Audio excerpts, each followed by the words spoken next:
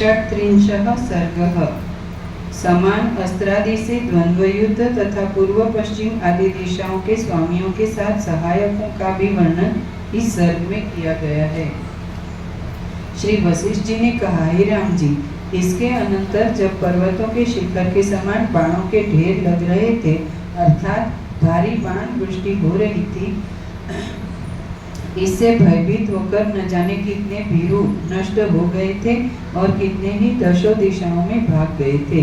जब हाथियों के मृतक शरीर सब पर्वतों पर मेघों की पंक्तियों के समूह विश्राम करने लगे, यक्ष, राक्षस और पिशाच आदि जिस समय रुधिर के समुद्र में क्रीड़ा करने लगे, धर्म में निष्ठ, शील, तेज और पराक्रम से शोभायमान, शुद्ध निज कुल के कमल और युद्ध से कभी न लौटने वाले तथा मेघों के समान गर्जना करने वाले वीरों के एक दूसरे के ग्रास पराजित करने की अभिलाषा सहित द्वंद्व युद्ध होने लगा, जिसमें शूरवीर वैसे तेजी से मिले जैसे नदियों के प्रवाह।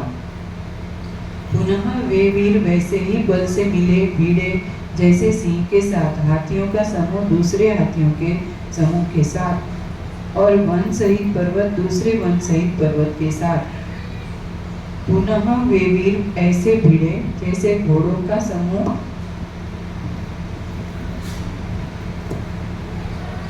हम आपका बहुत टाइम लेते हैं।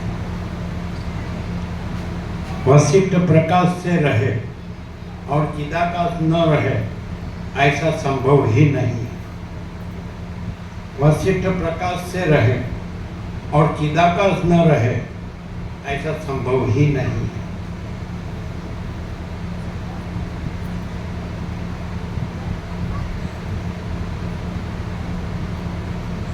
अहम जगत से रहे और मिथ्या संसार भ्रांति न रहे, यह संभव ही नहीं है।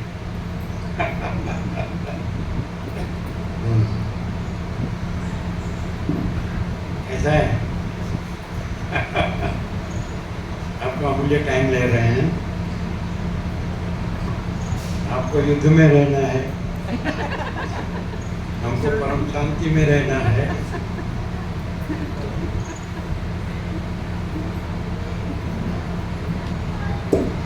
वशिष्ठ प्रकाश से रहे और चिदाकाश न रहे, ऐसा संभव ही नहीं है।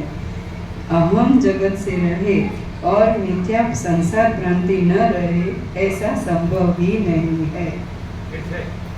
वशिष्ठ प्रकाश से रहे और चिदाकाश न रहे, ऐसा संभव ही नहीं है। अहम जगत से रहे और मिथ्या संसार भ्रांति न रहे, ऐसा संभव ही नहीं है। अपना एक एक इक्वेशन कैसा है, समीकरण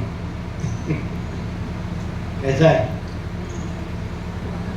खाली बोलने के नहीं गए। प्रकाश में क्या आता है? प्रकाश में टोटालिटी में क्लैरिटी है। अभी तक कोई भी तत्वबोध या सत्शास्त्र अभी तक जो पढ़े सुने होंगे, तो उसमें ऐसी क्लैरिटी नहीं होती है। है इतना स्पष्ट है और नहीं है, बिल्कुल नहीं है, इसमें कोई मिक्सिंग नहीं है। और गंगा का ये कैंप कैसा रहा?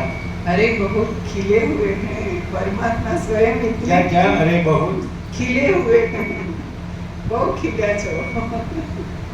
खिलना अभी तो खिलता है, वो तो वसंत में खिलता है, सदा वसंत।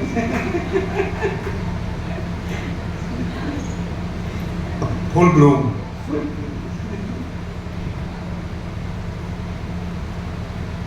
क्योंकि जगराम प्रभु फिर बुलाए या ना भी बुलाए, इसलिए फुल ब्लूम, फुल प्रकाश कर दो बस।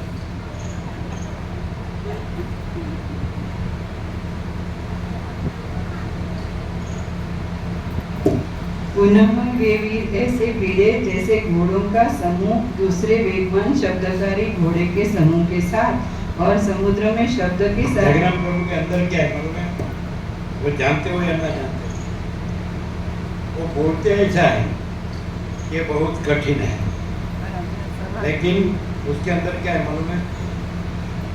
आपकी सेवा बहुत कठिन है।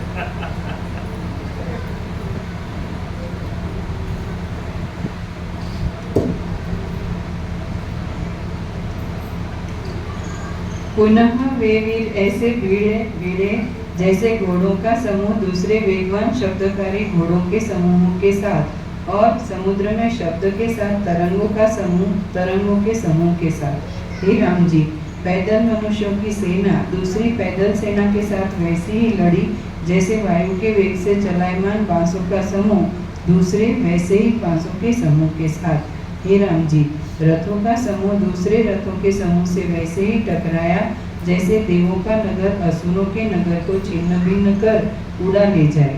हे राम जी, वीरों ने ऐसा घोर युद्ध किया कि बाणों की वृष्टि से एक अपूर्व नूतन मेघ बन गया और धनुषधारी वीरों की सेना ने आकाश को भी आच्छादित कर लिया। जब उस भयंकर युद्ध में प्रलय काल के समान रण रूपी अग्नि भड़की, तब भीरू चित्त वाले योद्धा जैसे तैसे वहां से भागने लगे। हे राम जी, चक्रधारी चक्रधारियों के, धनुर्धारी धनुर्धारियों के, खड़गधारी खड़गधारियों के और बंदूकधारी बंदूकधारियों के साथ युद्ध करने लगे तथा मूषलधारी मूषलधारियों के साथ, बर्छी वाले बर्छी वालों के साथ, तेगे वालों के और भाले वालों के साथ लड़ने लगे। मुद्गरधारी मुद्गरधारियों के साथ, गदाधारी गदाधारियों के साथ, शक्ति से युद्ध करने वाले शक्ति वालों के साथ और शूल युद्ध निपुण शूलधारियों के साथ, कुंत बर्छी से युद्ध करने वाले कुंत वालों के साथ, फरसे वालों के साथ, लठबाजों के साथ तथा पत्थर के लड़ने वाले पत्थर वालों के साथ लड़ने लगे तथा पाशधारियों के, शंकुधारियों के, छुरीबाजों के और भिंदीपाल नालिकास्त्रधारी भिंदीपालधारियों के साथ और वज्र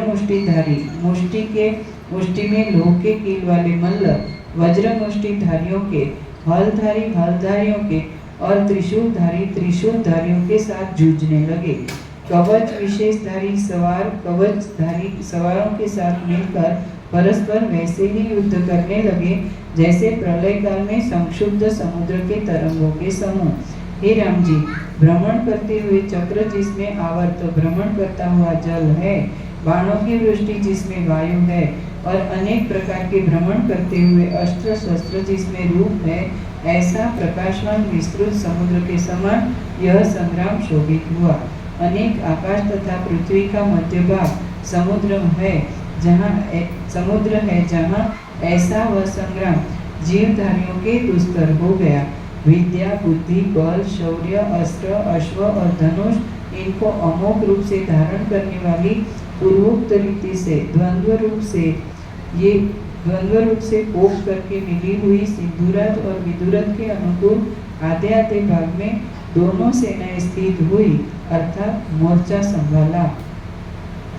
हे राम जी, अब मध्य देश आदि की गणना में पूर्व आदि दिशा से लीला के पद्म की सहायता करने के लिए जो आए थे उनके नाम सुनो।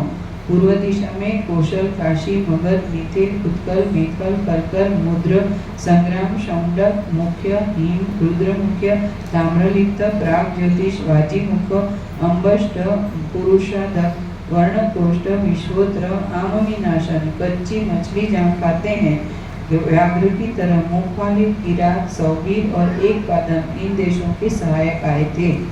पूर्व से माल्यवान शिबी आंजन वृषल ध्वज पद्मनान्य और उदयगिरी इन पर्वतों पर से सहायक आए थे। अब पूर्व और दक्षिण दिशा के बीच अर्थात अग्निकोण किए हैं विद्या आदि के रहने वाले हैं। चेदी वत्स दाशार्ण अंग वंग उपवंग कलिंग कुंड्र जठर विदर्भ मेखल शबरानन वर्ण कर्णा त्रिपुर कंकट स्थल पृथक दीपक कोमल कर्णांध्र चौलिक चार्मण वध काकक हेमकुट्य श्मश्रुधर बलिग्रीव महाग्रीव किष्किंधा और नालिकेर इनसे आए थे। हे राम जी, इसके अनंतर दक्षिण दिशा में लीला के पति के सहायक राजा थे विंध्य कुसुमापीठ और दूतर मलय सूर्यवान और राज्य समृद्ध इन पर्वतों के निवासी अबंवती शांभवती अम्बवती शांभवती दशपुर कथा चक्रार, ईशिका, आतुर, कच्छप, वनवास, उपगिरी और भद्रगिरी, नागर, गंडक, गणराष्ट्र, नूरराष्ट्र, साभ, शैव, ऋष्यमुख, कर्कोट, आवन, बिंबल, पंपा निवासी, केरक, कर्कवीर, स्वेरिक, यासिक, धर्मपत्तन, भंजिक, काशिक, तृष्ण, खल्लूल, याद, ताम्रपर्ण, गोनर्दन, कनक तथा दीनपत्तन नाम वाले ताम्रिक, दंभर, आकीन, सहकार, एणक, वैतुंडक, तुम्बवन, लाजिन और द्वीप कर्णिकाभा, शिवी, कोंकण, चित्र, उटक, कर्नाट, मंट, वटक, महाकटकी, आंध्रकोटगिरी, आवंतिक, विचेरिक, चंडायत, देवनक, क्रौंचवाह, शिलाक्षारोद, भोनंद, मर्दन और मलय से चित्रकूट के शिखर और लंका के निवासी रक्षोगण, ये सब दक्षिण दिशा के सहायक थे। इसके अनंतर दक्षिण और पश्चिम दिशा के मध्य नैऋत्य कोण से महाराज्य, सुराष्ट्र, सिंधु, सौवीर, शूद्र और द्रविड़, कीकट, सिंधखंड और कालीरोह इस दिशा में हेमगिरी, रैवतकगिरी, जय कच्छ और मयवर ये 4 पर्वत हैं। यहाँ के निवासी यवन है,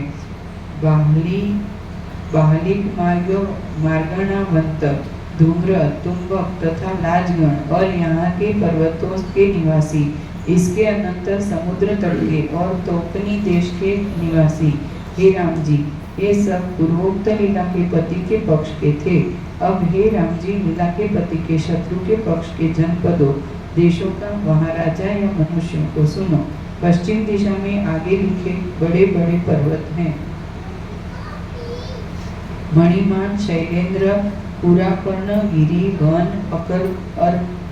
अर्कद, मेघभव, चक्रवान, अस्ताचल और हे राम जी, काश तथा ब्राह्मण के समूहों के अंत तक पंचजन नामक जन और इसी प्रकार भारक, शत, पारक, शांतिक, शैव्य, आरमयकाय, अच्छु, अगुहुत्व, अनियम, हय, सुम, गाय, ताजिक, अहुणक, दक्षिण और उत्तर तक देश के निकट के कर्क, गिरिपर्ण, वम, इन्होंने सवर्ण धर्म की मर्यादा को पूरी तरह से त्याग दिया है, इसलिए ये म्लेच्छ कहलाते हैं।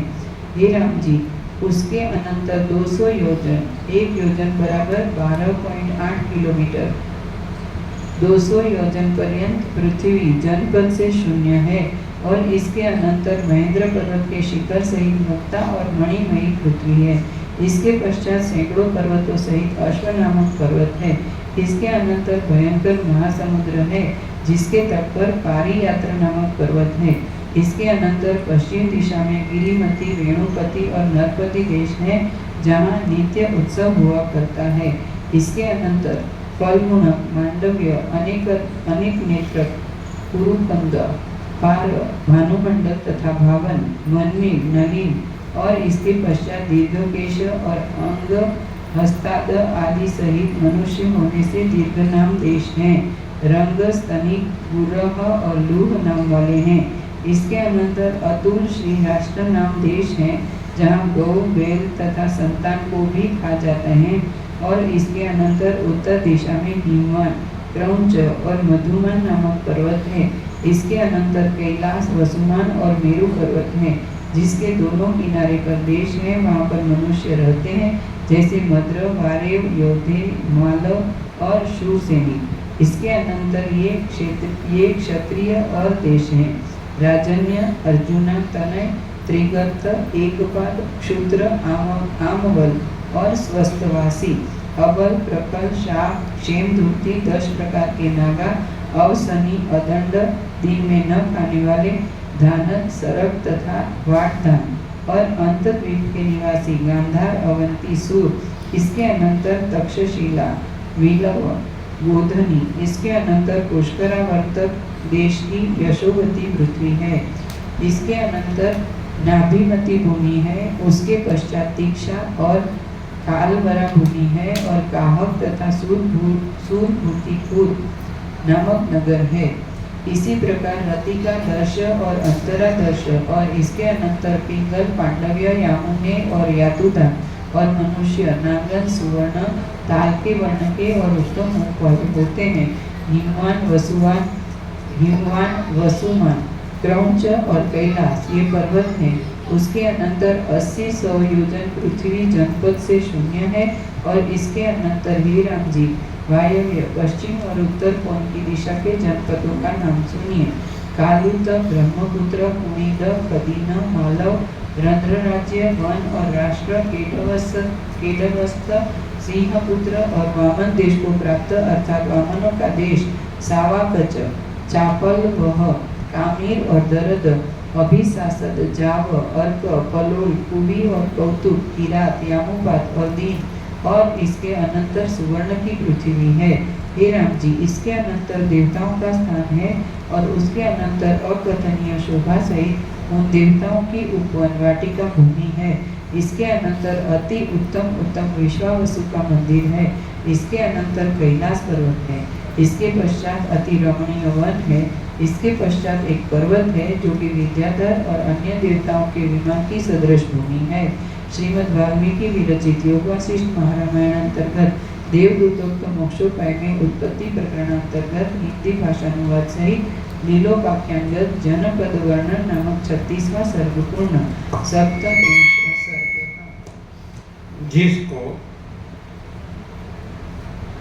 जिसको सर्वत्र सदा सर्व, जिसको सर्वत्र सदा सर्व अनंत स्वच्छ चिदाकाश है, चिदाकाश ही है।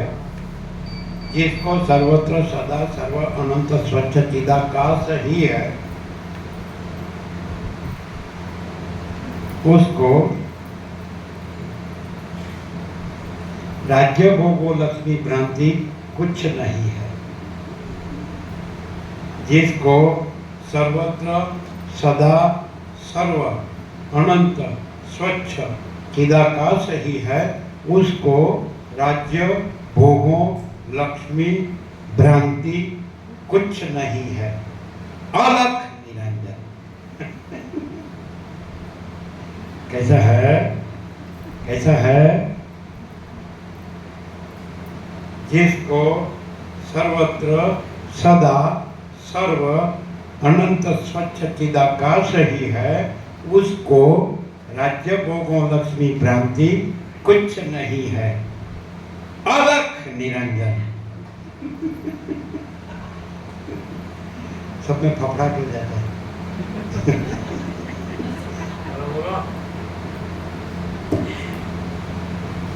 जिसको सर्वत्र सदा सर्व अनंत स्वच्छ चिदाकाश ही है, उसको राज्य भोगो लक्ष्मी भ्रांति कुछ नहीं है।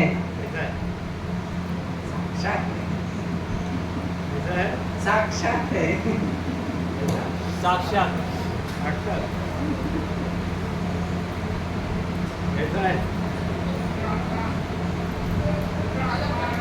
आर पार आर पार। सप्तत्रिंशः सर्गः।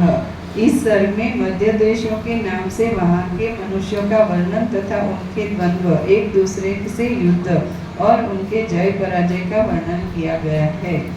श्री वशिष्ठ जी ने कहा, उस महाभयंकर संग्राम में जब मनुष्य झुंड के झुंड गिर रहे थे और अनेक मनुष्य तथा हस्ती आदि कट मर गए, हे राम जी, उस समय ये पूर्वोक्त तथा अन्य जैसे अग्नि में शलभ, पाखी बड़े प्रयत्न से गिरते हैं, वैसे ही गिरकर सब भस्म हो गए।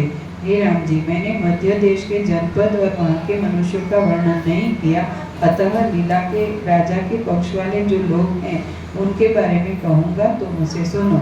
उस राजा के शरीर के ही सदृश सूरसेन, बूढ़ा, अश्वनायक, उत्तम ज्योतिभद्र और मध्यमिक आदि, सालु, कोद्यमालास्य, दौर्णेय, पिपलायन, मांडव्य, पांडुनगर और सौग्रीव आदि गुरुग्रह, पारियात्र, कुराष्ट्र, यामुन, उदुम्बर, राज्याह, उज्जीहान, कालकोटि और मथुर, पांचाल, धर्मारण्य और उत्तर दक्षिण के पंजाबी, कुरुक्षेत्री और सारस्वत ये मनुष्य लीला के पति के पक्ष के थे।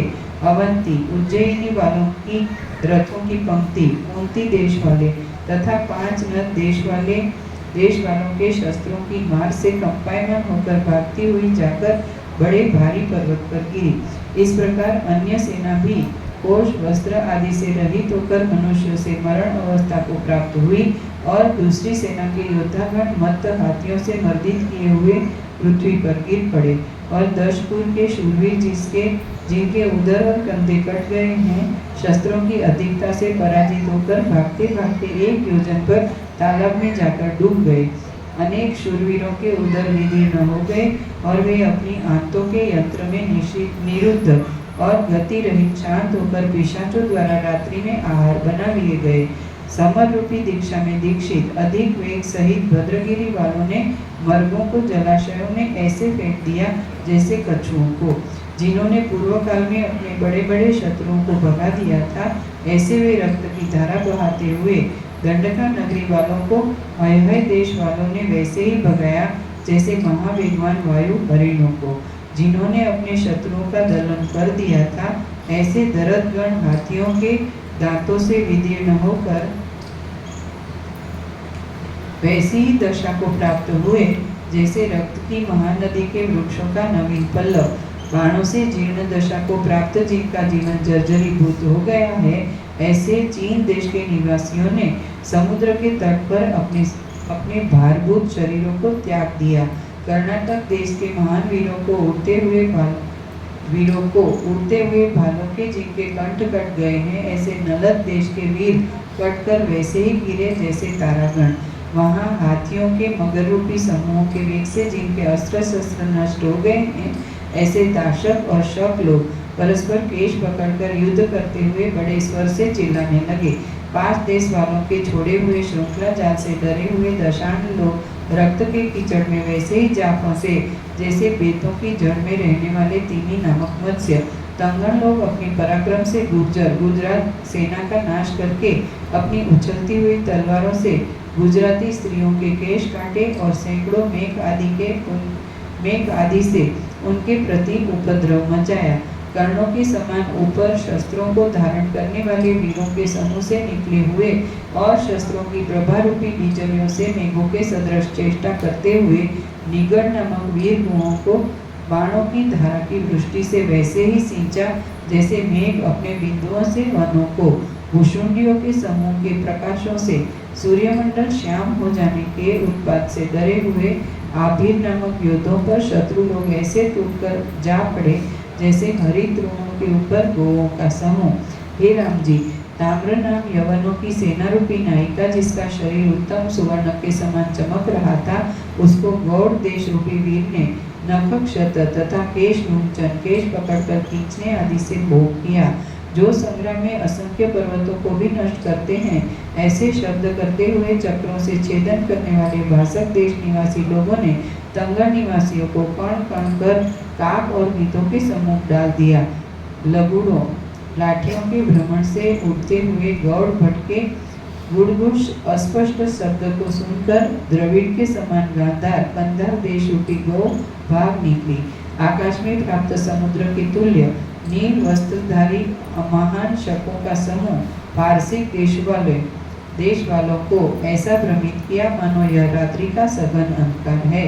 इस कारण वहाँ युद्ध करने वालों के अस्त्र शस्त्र वैसे ही प्रतीत होने लगे जैसे स्वच्छ क्षीर समुद्र में मंदराचल के आघात उसके वन, और दर्शकों को वैसे ही मालूम होने लगा जैसे हिमालय के शिखर पर हिमालय के वन।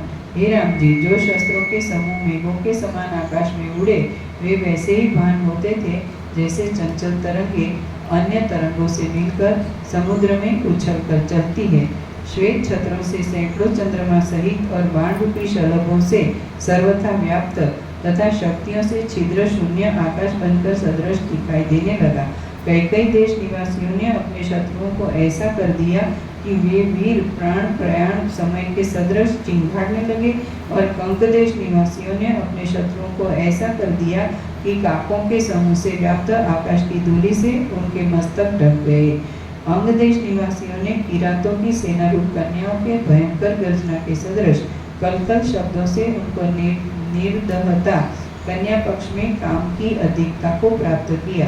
माया से पक्षी का रूप धारण करने वाले अतएव अदृश्य होकर काश देश निवासियों समुद्र के तट के मनुष्य विशेष अपने तद्देह नाम शत्रुओं के ऊपर वैसे ही आक्रमण किया जैसे पक्षों के कंपाने वाले संक्षुभित पवन धूलियों पर भली भांति शत्रुओं से कंपाए हुए रण के आकाश में शस्त्रों को त्यागने वाले नामर्द लोग युद्ध में उन्मत्त होकर हास्य रचना पूर्वक नाचने गाने और हंसने लगे।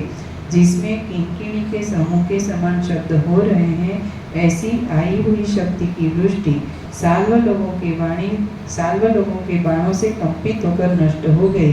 अपने कुंतों भालों को घुमाते हुए कुंती देश के मनुष्यों ने शैबियों के टुकड़े टुकड़े कर डाले और उनसे मर्दित मृतक होकर आकाश में प्राप्त किए हुए वैसे दिखाई देने लगे जैसे विद्याधर। युद्ध भूमि में आक्रमण करने वाली धीर अहीन देश की सेना ने अपनी गति के विलास मात्र से पांडु नगर वालों को लौटा दिया। कुंत भाला हाथियों के दांत और वृक्षों के प्रहार में अति निपुण तंदेह लोग युद्ध में 5 नदों से मर्दित किए हुए वैसे ही शोभित हुए जैसे मत्त हाथियों से मर्दित वृक्ष। अपने अश्व आदि सहित ब्रह्मा वत्सनक देश के निवासी नील देश के निवासियों के चक्रों से कटे हुए पृथ्वी पर गिरकर वैसे ही शोभित हुए जैसे दराती से काटे हुए पुष्प सहित वृक्ष। जठर देश के निवासियों ने श्वेत का देश निवासियों को अपने कुठारों से काट डाला और निकट में स्थित भद्र के स्वामी ने शर रूपी अग्नि से जठरों की सेना भी भस्म कर दी। काष्ठ युद्ध देश विशेष रूपी पंख में बंधन के बिना ही जीर्ण जर्जरीभूत मतंग देश के निवासी फंसकर युद्ध की समाप्ति तक वैसे ही लय हो गए जैसे प्रदीप्त अग्नि में ईंधन। त्रिगर्तों से पकड़े हुए त्रिगर्त लोग कुछ काल ध्रुव के समान ऊपर भ्रमण करके भागने के लिए पाताल तक में प्रवेश कर गए। मंद वायु से चंचल समुद्र के समान प्रकाशमान मगध देश की सेना में मंद वनित देश निवासी ऐसे आकर फंसे जैसे वृद्ध हाथी कीचड़ में। तंगन लोगों की रणभूमि में चेदी देश के निवासियों ने अपनी चेतनता को वैसे ही त्याग दिया जैसे मार्ग में गिरे हुए पुष्प घाम के कारण अपनी सुकुमारता को कोमलता को दूसरों को काल के समान मारने वाले कोसल देश निवासी पौरवों की गर्जना को सहन न कर सके। यहाँ तक कि पौरवों ने उनको गदा कुंत बाण और शक्तियों की वृष्टि से आच्छादित कर दिया। उनमें से जिनके शरीर भालों से कटे थे वे भी दूसरों के पराक्रम में आश्चर्य बुद्धि से रहित थे। इसी कारण गाढ़े रुद्रियों के शरीरों में लपेटे हुए प्रातः काल के सूर्य के समान मूर्तिधारी मूंगों के वृक्ष के समान मानो पर्वत पर चारों ओर दौड़ रहे हैं। कितने कोसल देश निवासी बाणों के समूह तथा अन्य बड़े बड़े शस्त्रों से कंपित शरीर और भ्रमरों की सेना के समान प्रकाशमान शोभित वैसे ही भ्रमण करने लगे जैसे मेघ। कोशल देश वालों की गर्जना से उपलक्षित गज भ्रमण करते वैसे ही शोभित हुए जैसे शर धारा को धारण किए मेघ। शर रूपी पूर्णा बाल के पूर्णमेश भेष और शर रूपी पत्तों से आच्छादित वृक्ष। हे राम जी, कंदाक स्थल के मनुष्य हस्ती आदि प्राणी वनराज्य नामक वृद्धावस्था से वैसे ही निर्बल कर दिए गए मानो केवल खींचने मात्र से कोमल सूत्र के समान टूट गए हो। खंदक या गड्ढों में अड़ने से रथों के पहिए आदि टूट जाने से इन रथों पर प्रहार करते हुए शत्रुओं के समूह वैसे ही टूट पड़े जैसे वन और पर्वत पर मेघ।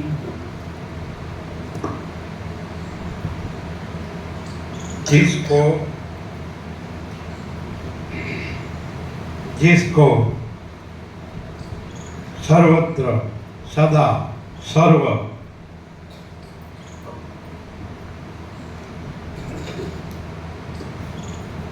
अनंत स्वच्छ चिदाकाश ही है, जिसको सर्वत्र सदा सर्व अनंत स्वच्छ चिदाकाश ही है, उसको मिथ्या अहम मन वासना भ्रांति कुछ नहीं है।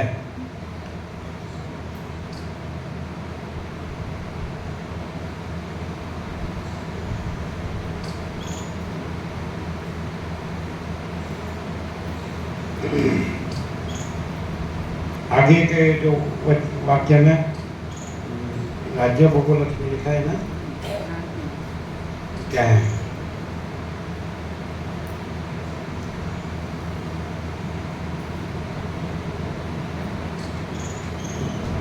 जिसको सर्वत्र सदा सर्व अनंत स्वच्छ चिदाकाश ही है, उसको राज्य भोगो लक्ष्मी। तो मिथ्या,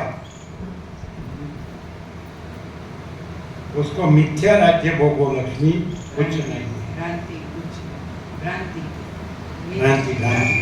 अभी इसमें जिसको सर्वत्र सदा सर्व अनंत स्वच्छ चिदाकाश ही है, उसको मिथ्या अहम मन वासना भ्रांति कुछ नहीं है। देखा? अभी जिसको सर्वत्र सदा सर्व अनंत स्वच्छ चिदाकाश ही है, जिसको सर्वत्र सदा सर्व अनंत स्वच्छ चिदाकाश ही है,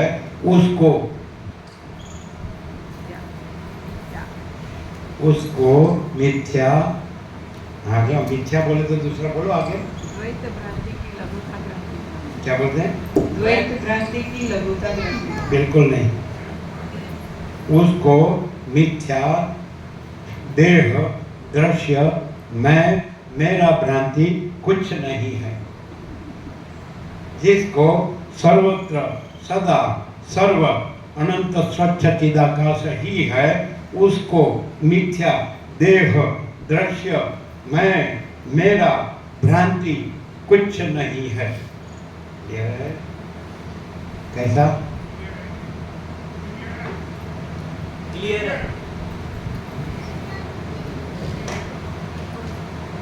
बोलो अबे, वो आगे का गोखा वो बोलते हैं। जिसको सर्वत्र सदा सर्व अनंत स्वच्छ चिदाकाश है, उसको ही है। तो आगे में भी ही है, रह गया होगा ही है। राजा भोगो लक्ष्मी में भी आगे ही है। हाँ तो फिर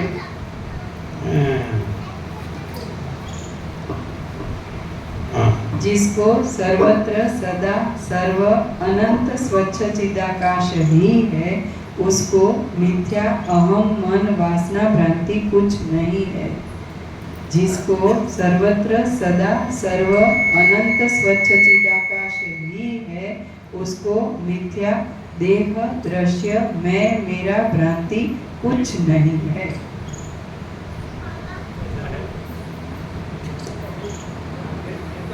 मालूम है तो सबको सब मालूम नहीं है।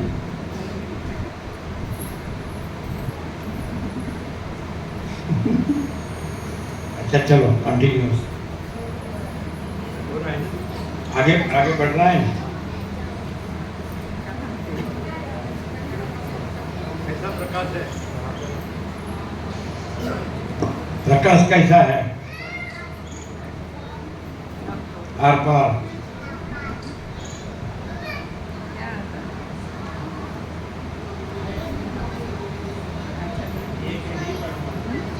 है, एक ही परमात्मा।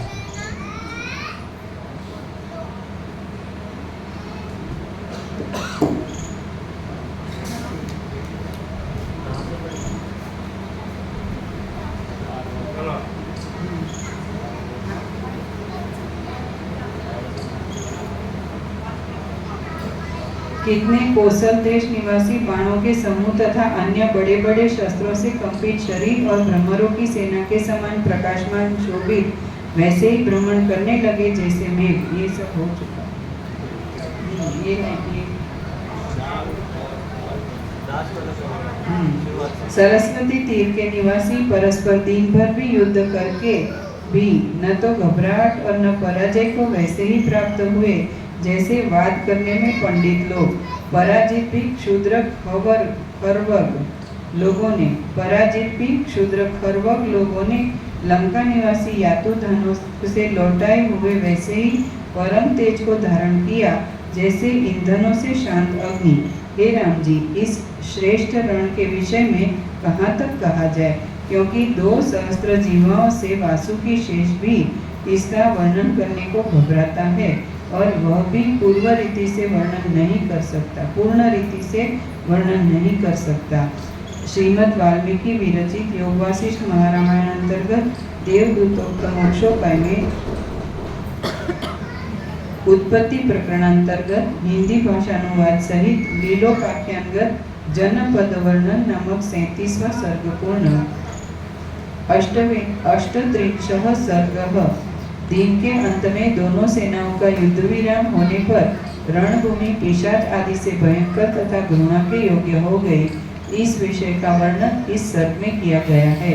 श्री वशिष्ठ जी ने कहा, हे राम जी, इस प्रकार ताल ठोककर लड़ने वाले विजयशाली वीरों से पराजित योद्धाओं के भय से पूर्ण युद्ध के व्याकुल होने पर, अंधकार के आगमन से सूर्य का महान आकार होने पर और चटाचट शब्द कठिन कवचों से रुधि रूपी जल बह रहा था, फेंके हुए पाषाण रूपी ओलों से श्वेत वर्ण, और जिसमें पाषाणों की वृष्टि एक सेना से ऊपर से गिर रही थी और दूसरी से नीचे से फेंकी जा रही थी।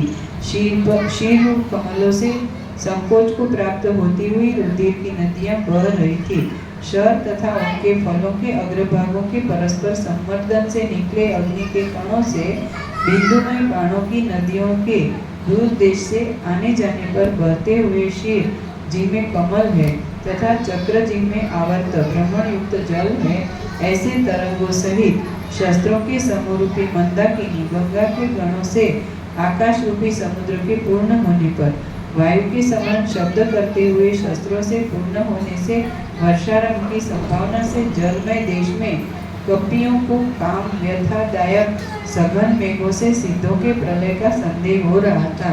प्रताप का 8वां भाग शेष रह जाने से सौम्य आकार वाला दिन वैसे ही शोभित हुआ जैसे शस्त्रों के प्रहारों से रक्त छवि सहित वीर। घोड़े तथा हाथी थक गए और कितने नष्ट हो गए तथा शास्त्रों के समूहों की दीप्ति दिन के साथ ही मंद प्रताप को प्राप्त हुई।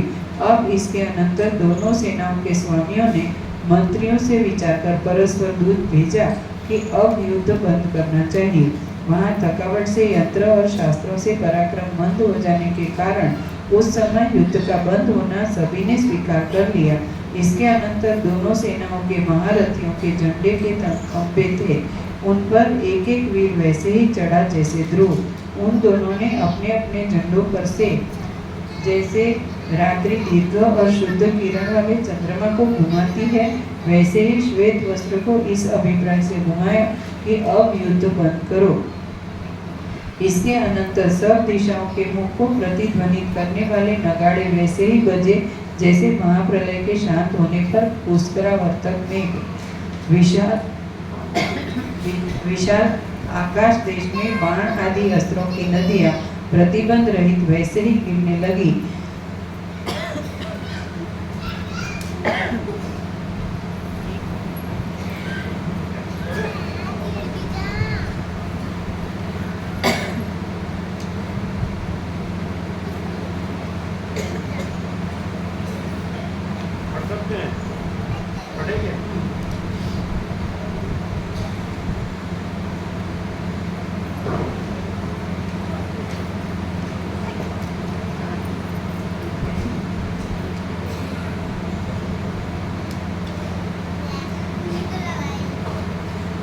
विशाल आकाश देश में बाण आदि अस्त्रों की नदियां प्रति 14 पेज पर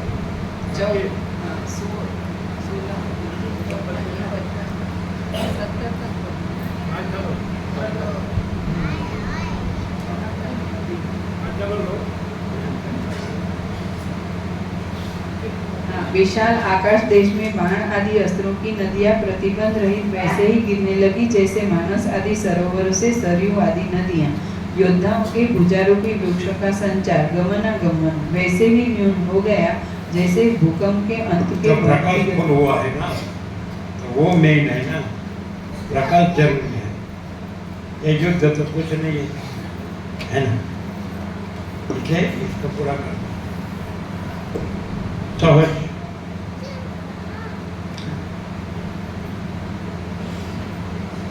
योद्धाओं के भुजारूपी वृक्षों का संचार गमनागमन वैसे ही न्यून हो गया जैसे भूकंप के अंत के वन की गति अथवा शरद ऋतु के अंत में नदियां।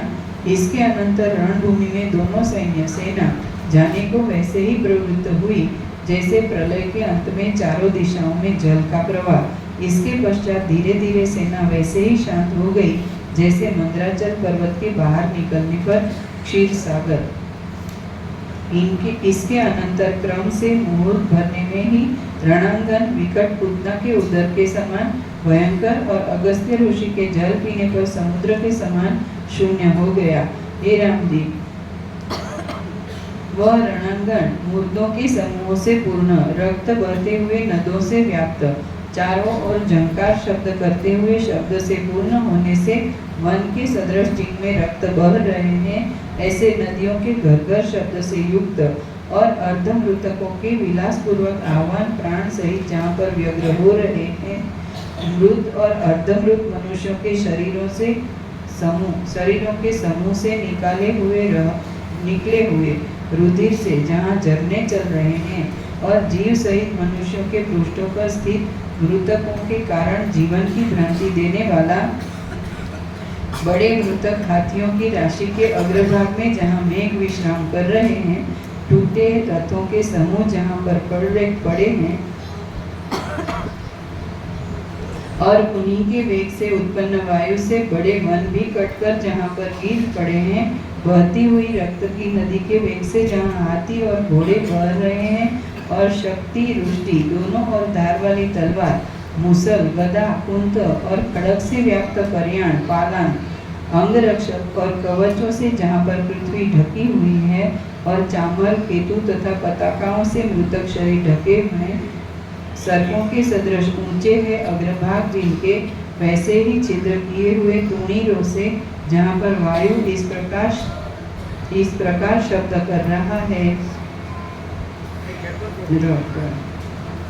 जैसे बांसों के घनों में मुर्दों की राशियों के समूहरूपी पलाल, कुंवर की शैयों पर भूत पिशाच आदि जहाँ सो रहे हैं। चूड़ामणि तथा अंगदों को प्रकाशों से मानो इंद्रधनुष के समूह से व्याप्त तथा कुत्ते और शुगालों के हाथों से जहाँ पर सघन और लंबी आंतरूपी रज्जु रस्सी खींची जा रही है। रक्त के खेत में जहाँ पर जिनके दांत ऊपर लिए गए हैं, ऐसे पुरुष घर शब्दों से गूंज रहे हैं, अर्थात जिनका जीवन शेष था ऐसे दांत निकाले हुए पुरुष युद्ध क्षेत्र में जो रण से पूर्ण था वहाँ घर की आवाज कर रहे थे और रक्तों के कीचड़ में कुछ जीवन सहित मनुष्य रूपी मेंढक फंस रहे हैं। हे राम जी, चित्र कवचों के सदृश निकले हुए जहाँ सैकड़ों नेत्रों के समूह पड़े हैं और जिनमें भुजा तथा झंकारूपी काष्ठों के समूह बहे जा रहे हैं, ऐसी सैकड़ों भयंकर रक्तों की नदियाँ बह रही हैं।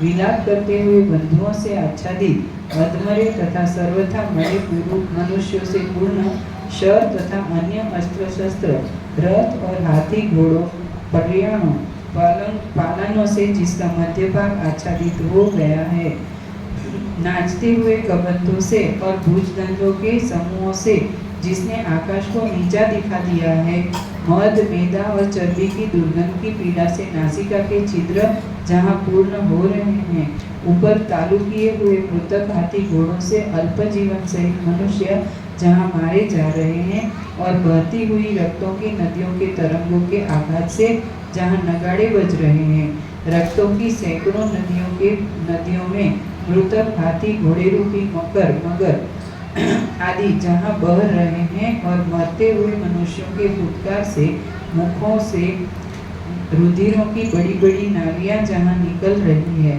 बाणों से पूर्ण है मुख और नेत्र जिनके, ऐसे अल्प जीवन सहित मनुष्य जहाँ पर बड़े विलाप से तार बांधकर रो रहे हैं। पिंड भार्या, माँ के उदर की बाईं तरफ स्थित मांस की गांठ, पिंड भार्या की दुर्गंध सहित वायु के स्पर्श मात्र से जहाँ रुधिर जम जाता है। ऊंची नाक वाले अर्धमृत बड़े बड़े हाथियों ने अपने सूंडों से कबंधों शीर रहित मनुष्यों को जहाँ पर पकड़ लिया है, और सवारों के मर जाने से स्वतंत्र हाथी और घोड़ों ने जहाँ पर ऊंचे ऊंचे कबंधों को गिरा दिया है।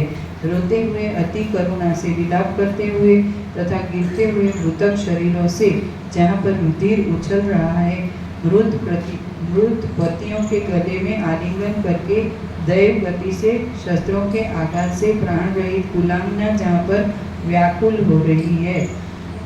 संस्कार करने योग्य मनुष्यों को ले जाने के लिए आज्ञा दी हुई सेना से निकले हुए भाले शीघ्र प्रवृत्त पथिकों से अपने मृतकों की परीक्षा जहाँ पर की गई है तथा अपने अभिलषित मृतकों को खोजने के अर्थ मृतकों को ले जाने वाले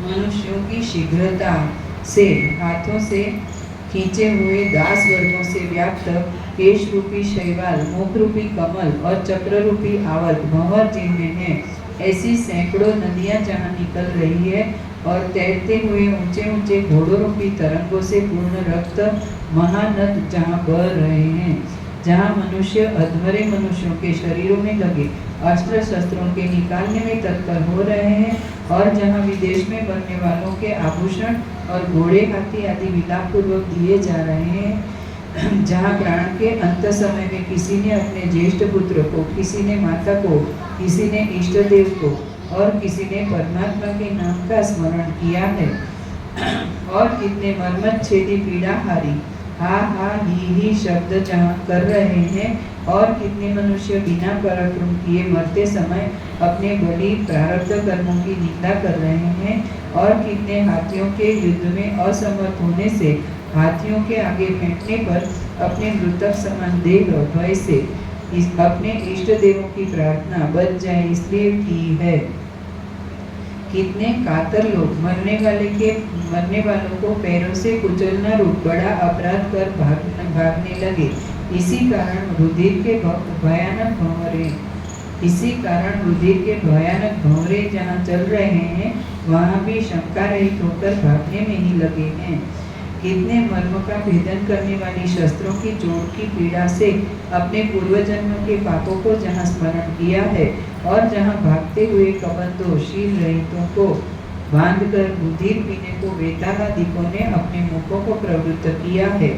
रक्त ऋतु में ध्वजा, छत्र और उत्तम चमक रूपी श्वेत कमल जिनमें बह जाते हैं, और उन्हीं रक्त रथों में संध्या के प्रतिबिंब पड़ने से तेज समूह रक्त कमल मानो दिशाओं में जहाँ बिखर रहे हैं, पताका रूपी फेन समूह से व्याप्त और उत्तम चामर रूपी जिसमें बुद्बुद है, रथ रूपी पर्वतों से पूर्ण और चक्र रूपी आवर्तों से युक्त रक्त से पूर्ण ऐसा आठवें समुद्र के समान शोभित हुआ। उलट पुलट हो गए हैं रथ जिसमें ऐसी पृथ्वी के कीचड़ में फंसे हुए नगर के सदृश, और उत्पात के वायु से कंपा गए हैं वृक्ष जिसके ऐसे वन से व्याप्त प्रलय की अग्नि से भस्मीभूत जगत के समान, अगस्त्य मुनि ने जिसका जल पी लिया है ऐसे समुद्र के सदृश, अतिवृष्टि से नष्ट मनुष्य रहित देश के तुल्य, भूषण और कुंतों बर्छियों से व्याप्त भूषुंडियों के समूह से पूर्ण, और सैकड़ों हाथियों के आकार, मृतक शरीर और सर्पों के मुद्गर जहाँ पर विद्यमान है, उस रक्त की नदी के तट पर उत्पन्न कुंत रूपी ऊंचे वृक्ष ऐसे भान होते हैं मानो शिला के शिखरों पर उत्पन्न ताल वृक्षों के समूह से व्याप्त है। बड़े बड़े हाथियों के अंगों से बींधे हुए शस्त्रों के समूह रूपी वृक्षों के किरण रूपी पुष्पों से पूर्ण, और काकों से खींची हुई आंत रूपी रस्सियों के समूह से मानो आकाश जालों से छा गया है। रुधिर की नदी के तट मानो कुंत, भाला या बर्छी, बड़े वृक्षों के वन सहित और रुधिर के तड़ाक में ऊंची पताका रूपी कमलिनियों के गण सदृश, और रक्त के कीचड़ में फंसे हुए मनुष्य जहाँ अपने इष्ट मित्रों को बुला रहे हैं, बड़े बड़े मृतक हाथियों से कुछ निकले हुए, अतएव कटी कमर आदि जिसके टूटे हुए हैं, ऐसे मनुष्य जहाँ दिखाई दे रहे हैं, अस्त्र शस्त्रों से लताएं जिनकी कट गई है, और ऐसे वृक्षों से जहाँ अर्ध कबंधों का संदेह होता है, और रक्त की नदी में बहते हुए हाथी के गंडस्तर और उनके पालन, सामान ढोने की काठी के वस्त्र रूपी जहाँ नौकाओं के समूह है, रक्तों के झरनों में प्रकाशमान श्वेत वस्त्र रूपी जहाँ के पिंड है और मृतकों को ले जाने के लिए आज्ञा दिए शीघ्र कार्यकारी भृत्यों ने जहाँ पर मनुष्यों को पृथक पृथक कर लिया है। कबंधों के ऊपर इधर उधर से नए नए दानव जहाँ पर आकर गिर पड़ते हैं और ऊपर स्थित बड़े मोटे अनेक छिद्र वाले चक्रों से कटे हुए सेना के मनुष्य इधर उधर चलायमान हो रहे हैं। रक्त के शब्दों के साथ भयंकर रूप अर्धमृत प्राणियों के शब्द जहाँ हो रहे हैं तथा शिलाओं के ऊपर बहती हुई रक्त की धारा को पीने के लिए काक आदि पक्षी अपने पंखों से धूलियों के उड़ाकर जहाँ जा रहे हैं और सुंदर ताल वृक्षों के समान ऊंचे वेतालों ने ताल के समान भयंकर तांडव नृत्य जहाँ प्रारंभ कर दिया है और उल्टे रथों के काष्ठों में आदि शरीरों से कुछ जीवन सहित वीर जहाँ विद्यमान है। सेना के मध्य में किंचित जीवन सहित वीरों की गति से भयदायक और रक्त के कीचड़ से पूर्ण है मुख जिनका, ऐसे किंचित जीव सहित मृतक मनुष्यों के ऊपर जहाँ अंतःकरण से करुणा सहित मनुष्य देख रहे हैं। हे राम जी, अल्प जीवन सहित मनुष्य गला उठाकर दुख से कुत्ते तथा काकों को देखते हैं और एक मांस खाने के अति अभिलाषी कच्ची मांस खाने वालों के युद्ध के कोलाहल से पूर्ण, इसी कारण एक मांस के अर्थी युद्ध की चेष्टा से मृत द्रव्यादो कच्चा मांस खाने वालों से भी व्याप्त विशेष रीति से मरे हुए हाथी पुरुष और उनके स्वामी तथा रथों पर से और कटे हुए ऊँटों के गलों से शोभायमान रक्तों की उत्तम नदियाँ जहाँ निकल रही है तथा रक्तों के सिंचन से अस्त्र शस्त्र रूपी लताएं जहाँ पल्लव सहित हरी हो रही है और पर्वत सहित संपूर्ण जगत जहाँ विपर्य भाव को प्राप्त हो गया है, ऐसा वह रण क्षेत्र वैसे ही शोभित हुआ जैसे मृत्यु का उद्यान वाटिका। श्रीमद् वाल्मीकि विरचित योग वासिष्ठ महारामायण अंतर्गत देवदूतोक्त मोक्षोपाय में उत्पत्ति प्रकरणांतर्गत हिंदी भाषानुवाद सहित लीलोपाख्यानगत आहव वर्णन नामक 38वां सर्ग पूर्ण। 39 सर्ग। सूर्य का अस्त, राक्षस तथा वेताल आदि से व्याप्त संध्या, रात्रि में भयंकर तथा घृणा के योग्य रणस्थान आदि का वर्णन इस सर्ग में किया गया है।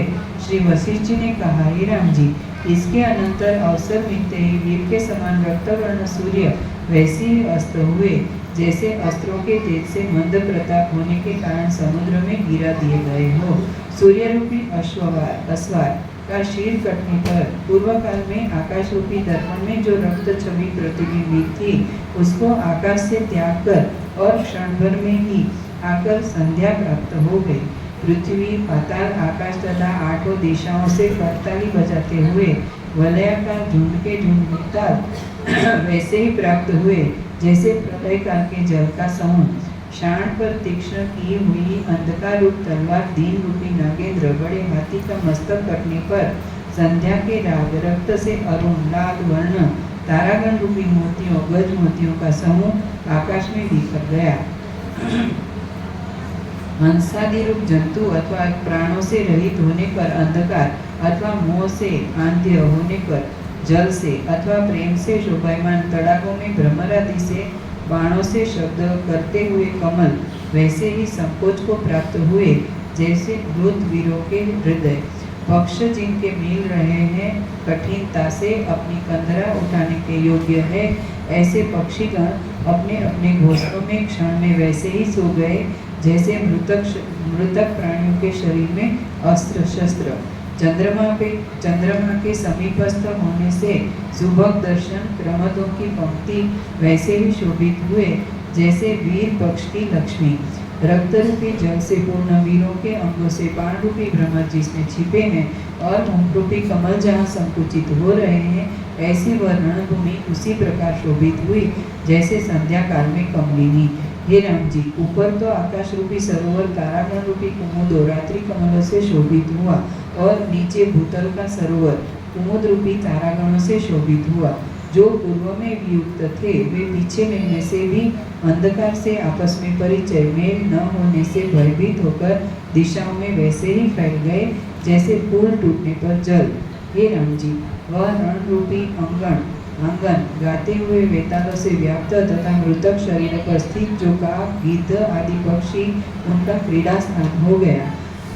हे राम जी, इसके अनंतर वीर रूपी काष्ठों की चिता की ज्वाला से प्रदीप्त वह रणांगण वैसे ही शोभित हुआ जैसे तारा सहित आकाश और 50 शब्दों के साथ मेदा और मांसमय अग्नि में सब कुछ जहाँ पक रहा है। सब अंगों की हड्डियों के आस्फोट शब्दों से चिताओं के समूह ही जहाँ वीरों के सदृश प्रकाशमान हो रहे हैं और वेतालों की स्त्रियों ने जहाँ क्रीड़ा आरंभ कर दी है और पुनः उसी में लुप्त हो गई है। कुत्ते, काग, यक्ष एवं वेताल महान कोलाहलों से अति भयंकर और भूत प्रेतादि के गमनागमन से उठते हुए वन के सदृश रक्त, मांस, चर्बी और मेदा आदि के हरने में डाकिनियां गण जहाँ व्याकुल हो रही है और रुधिर सहित मांस के भक्षण से रुधिर जिनसे बह रहे हैं ऐसे ओष्ठ वाले पिशाच जहाँ विद्यमान है और चिताओं के मध्य में प्रकट रुधिर बहाते हुए मृतकों को पिशाच लोग जहाँ देख रहे हैं और जहाँ पर पूतना लोग अपने शरीरों पर रखकर बड़े बड़े मुर्दों को लिए चली जा रही है। उधर तांडव नृत्य में व्यग्र पिचंडिल नामक पिशाचों से प्रचंड हो रहा है। उधर मध्य भाग जिसका ऐसा और छम छम शब्द के सदृश मृतकों के मुख में जहाँ ज्वाला के शब्द हो रहे हैं और वेदा तथा रुधिर के आर्द्र धुओं से मेघ के सदृश बहती हुई रक्त की नदी के वेग में भूचरी के समान पूतना ने जहाँ अपने पांव रोक दिए हैं और वेतालों के समूह मृतक शरीरों के खींचने में अपने कुल के उचित हर्ष के कलकल शब्द जहाँ कर रहे हैं। मृतक हाथियों के उदर रूपी पेटियों में जहाँ बेतालों के बालक सो रहे हैं और रण के एकांत देश में जहाँ पर राक्षसों ने अपनी पान क्रीड़ा आरंभ कर दी है। चिताओं के उन्मुख होकर जो मत वेताल कलह कर रहे हैं उससे अति प्रकाशमान रक्त और चर्बी से मिलकर गंध बहाने से वायु भी जहाँ वक्र रूप हो रहा है।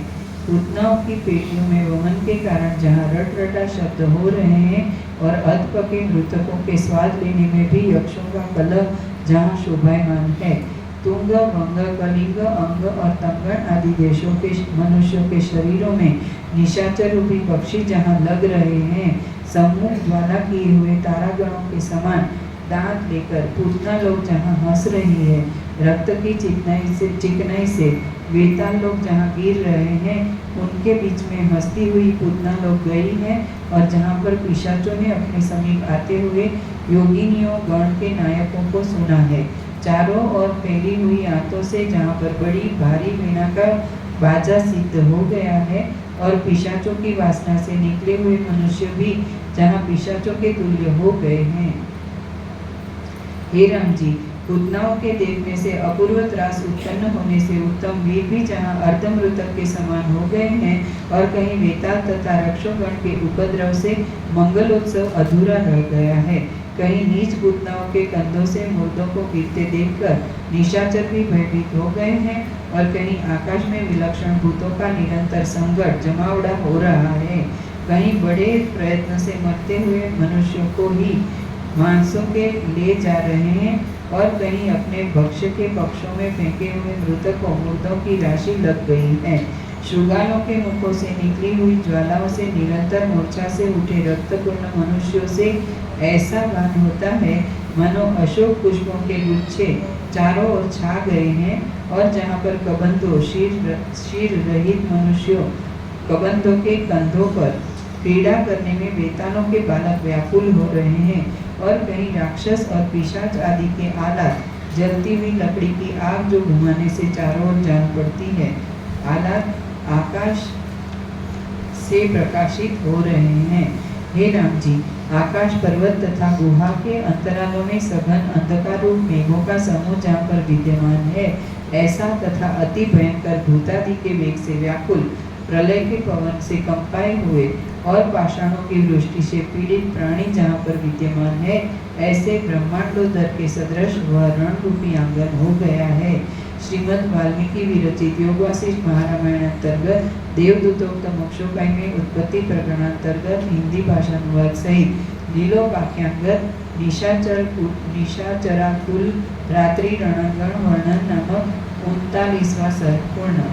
44 सर्गः राजा विदुरथ के सो जाने पर सरस्वती और लीला का उसके गृह में प्रवेश और आतिवाहिक शरीर के तत्व का इस सर्ग में वर्णन किया गया है। श्री रखो बोलिए।